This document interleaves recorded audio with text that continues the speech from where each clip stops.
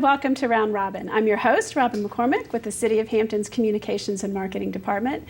And today we're going to learn about a company located in Hampton that helps connect young technology with companies looking for technology. My guest is Milt Holt. Welcome, Milt. Well, thank you. Thank you for having me. And it's great. Right. And your company is called Technology Commercialization Center. That's correct. When did you start up? Our company was started in 1999, and it was put together by a couple of NASA retirees who wanted to respond to a request for proposal that NASA had put out, which was to operate one of NASA's regional technology transfer centers. NASA at the time had 6 regional tech transfer centers. Now hang on, you're going to have to explain what that is, because I know NASA people understand it, but what is a technology transfer center? Yeah, all right. Well, the idea is that NASA has researchers who work at NASA. They develop new technology, and a lot of it is technology that can be patented. So what NASA's, has a role to also commercialize technology, and so the idea is that we can take the technology that NASA's developed, find outside commercial applications for that technology. So that's what the Technology Transfer Center does. Okay. We look at the technology that NASA's developed. We will review it. And often, even before it's patented, we'll make a recommendation whether this technology has a commercial potential, and then make a recommendation. So you guys do that too? Right. And that's what you started doing? That was what we started out in NASA developed something in the pursuit of the federal government, the space program, the Aerospace. Exactly. And it has whatever it is they're doing might also benefit someone else commercial. And be able to bring in some money. Okay. Sure. I can give you a couple of examples. Now, see, that I've heard of. Yeah. Now we're good. Okay. Yeah, I can give you a couple of examples. When we were running the Tech Transfer Center, there had been a catalyst developed for absorbing carbon monoxide in what is called CO2 lasers. And these are lasers that go up in space. So there was no way from Earth to be able to absorb all that carbon monoxide that was generated, so eventually the laser would fail. So they developed this catalyst. And we were able to link up with a NASCAR company who had the problem that their drivers were getting sick from breathing carbon monoxide during the races. So they licensed the technology. They had a company build a filter and a mask.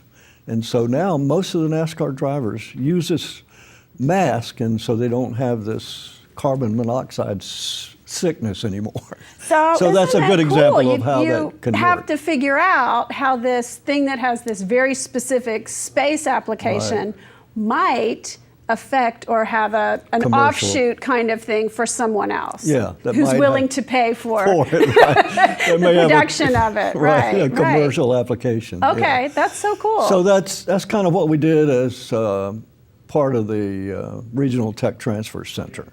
Now that contract ended in 2007, and in 2009 we won a contract through the General Services Administration, about GSA, to support NASA's SBIR-STTR program. Okay, that's a lot of alphabets. So that is small business, I got the SB. Innovative research. Okay, so helping small businesses or funneling some portion of research to small businesses. That's correct. Okay, and the other one? Is STTR is Small Business Technology Transfer. Okay, so that's the other part of what you were doing. Okay. And the difference between the two is very slight, but it is significant. If you are proposing on an STTR, then you have to have either a university or a nonprofit lab as part of your proposal. Okay. So that's besides helping the small business, is trying to help the research organizations and the universities. So part of the money can go to the university and to these laboratories as well. So SBIR, you do not have to have that. Okay. As a business, you can propose that on your own. So that's really the difference between the two. And both of them are there to help the small business.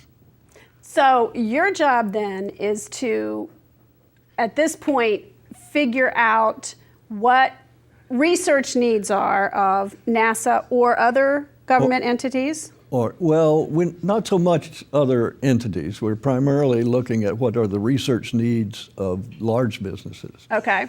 And we look at what NASA is producing so that we can offer that to commercial businesses.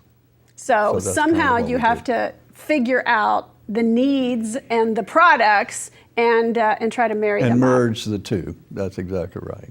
Exactly. So how do you do that? So, well, this program is called Tech Fusion, and so we're kind of fuse the innovative technology with the large company's product needs. So that's why we call it fusion. But anyway, so what we do is we go out to large companies, and we've done 64 of these, and I would say probably half of them have been Fortune 500 companies. And we ask them to give us up to 3 technology areas that they would like to have some research information about. Once we do that, then we go out to the 11 agencies that have SBI or STTR programs. We search the databases for all of those agencies to find out companies that are developing technology that's within the realm of what the large company is looking for.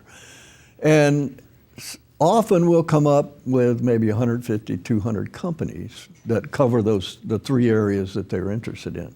So we send them the abstracts from the proposals that these small companies made to whatever government agency they have the contract with.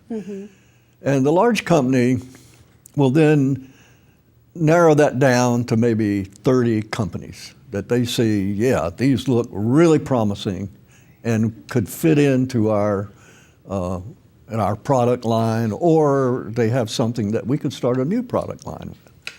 So once they do that, we set up a telephone conference between the small business and the large company, so the small business can then bring the large company up to date as to where they are in developing their technology. So then the company may or may not, they may say, well, that's not developed as far along as I thought it would be, so we can't really use it right now. So from those 30, they'll select, depending on how many there are, between maybe 4 or 5 companies up to maybe 20 companies. And they will be invited to come to the host company's facility and make a presentation to as many of the employees of the company that are interested in that technology. And then after that, then the company and the small business can get together, form partnerships if they're interested. And so we sort of instigate that, and once they make a partnership, basically we're finished. Our success is So you're sort of the headhunter, headhunter. really, Yeah, that's looking kind for. of what it is. Yeah. Now, you've told me you can't name companies, which of course I'm dying to ask, and I know the folks out there are too. But give us an example, maybe hedging on the details or not being specific, that you can share about, one of your matchmaking successes. Well, I guess let me think about it. We did a summit with a packaging company. And this company's in Richmond. They had an article in the Richmond paper, so maybe I can mention their name. That much is public, we know that, Right. okay. It was Mead West Vaco, and they're a packaging company, and they do Very packaging large for one. a lot of different companies. So we would bring them companies that are developing new materials. Because packaging needs to be lighter, cheaper, all that. cheaper.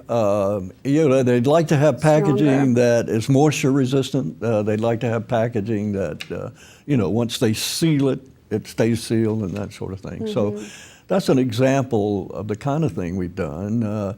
We've had companies who are interested in capturing energy. By that I mean they would maybe put a watch on your arm or something, and as you move around, it generates electricity that they can use to power sensors or that sort of thing. So we've had some companies who are interested in that sort of thing.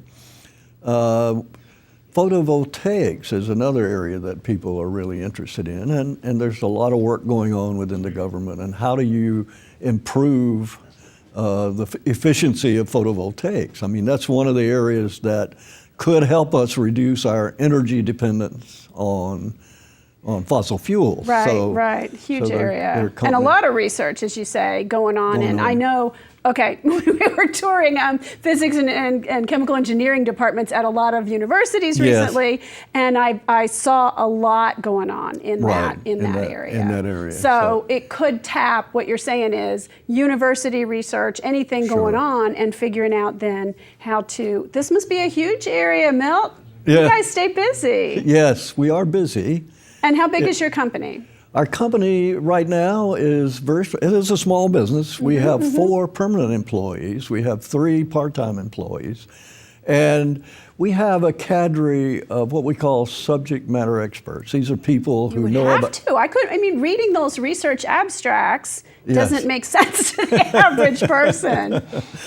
Right, and so we call them in when we have an area that maybe one of our 4 doesn't have the expertise to really look at. And we have, of course, we have one of our employees ran the SBIR STTR program at Langley for several years, so he's very familiar with the program. I retired from NASA in 2001. And what did you do at NASA? I'm an electrical engineer. Okay. And I did electrical engineering research and eventually became a manager.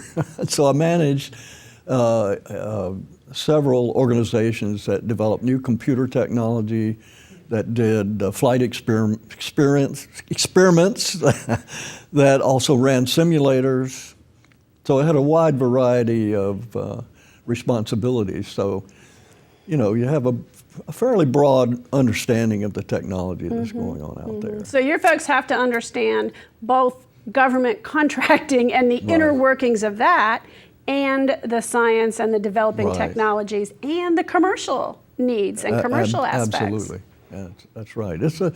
It's pretty interesting work. It's very exciting. I mean, because we are always looking at technologies on the cutting edge. So you can. And that's hard to stay up to date with. Holy cow, it's changing so quickly. Well, the nice thing about it, when we go to these companies, they identify the areas that they are interested in. So these are normally probably the areas that are really on the cutting edge, and then we go out and we find what's going on.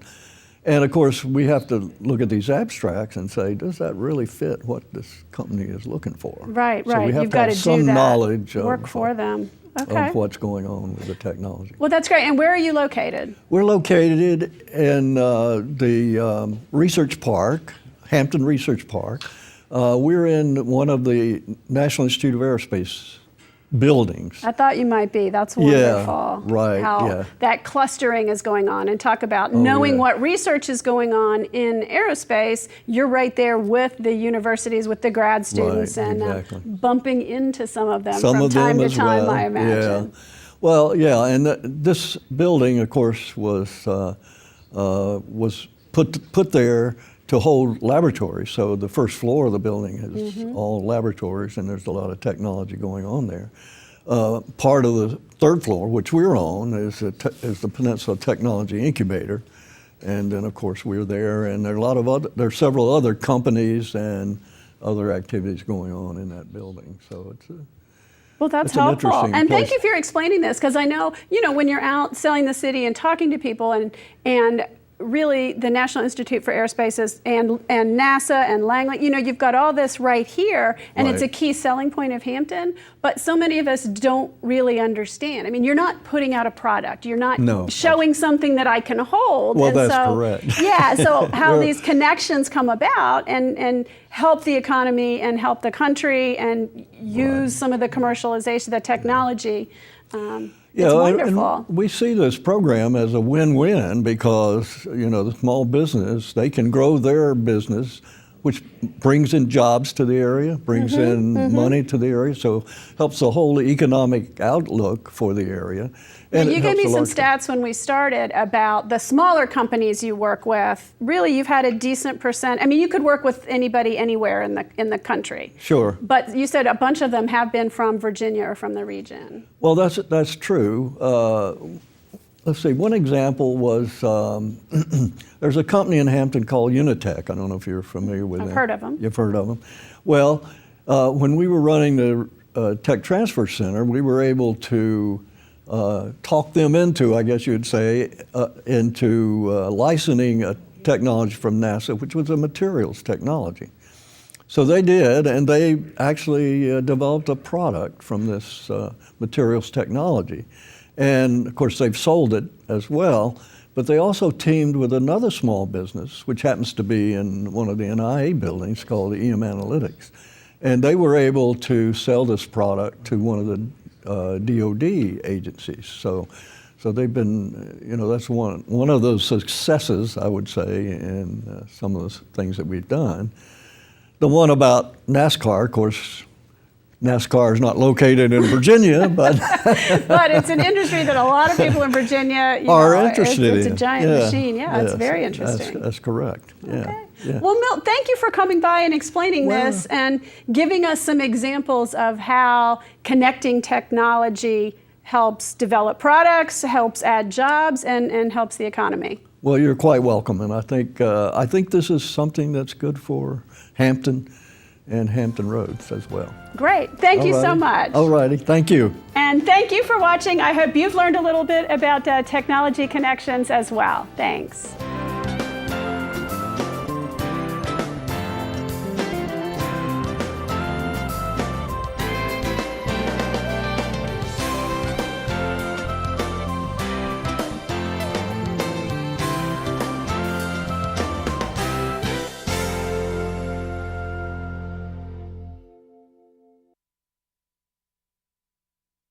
Services as opposed to goods, it's hard to put your hands on.